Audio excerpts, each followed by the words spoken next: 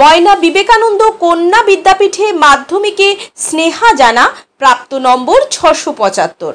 ময়নার অন্যতম সেরা স্কুল হলো ময়না বিবেকানন্দ কন্যা বিদ্যাপীঠ। প্রত্যেক বছর এই স্কুলে ফলাফল যথেষ্ট ভালো হয়। এবছর বিদ্যালয়ের 212 জন ছাত্রীর সকলেই পাশ করেছে। স্টার মার্কস পেয়েছে 68 জন। শুধুমাত্র 600 বা তার বেশি নম্বর পেয়েছে 26 জন। তবে স্নেহা জানা ময়না বিবেকানন্দ বিদ্যাপীঠের মাধ্যমিক পরীক্ষার্থীদের মধ্যে প্রথম, যার প্রাপ্ত নম্বর 675। বিদ্যালয়ের সাফল্যে খুশি সমস্ত শিক্ষিকা থেকে শুরু করে অভিভাবক অভিভাবিকাগণ এবং সমাজের বিভিন্ন স্তরের মানুষ। আগামীকাল থেকে বিদ্যালয়ে একাদশ শ্রেণীতে ভর্তি প্রক্রিয়া শুরু হবে। এবারের ফলাফল প্রসঙ্গে বিদ্যালয়ের ভারপ্রাপ্ত প্রধান শিক্ষিকা কি জানিয়েছেন শোনাবো আপনাদের।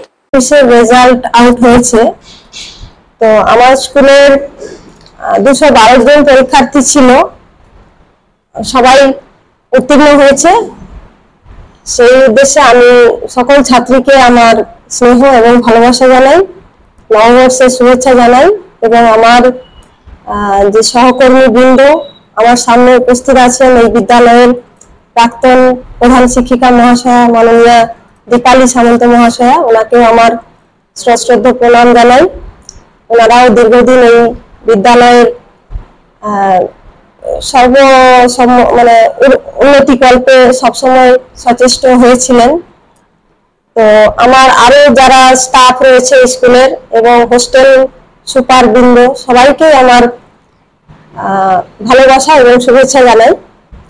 আজকে ময়না বিবেকানন্দ কন্যা বিদ্যাপীঠের যে মাধ্যমিকের ছাত্রীদের যে রেজাল্ট বেরিয়েছে, তাতে আমরা মোটামুটি খুশি।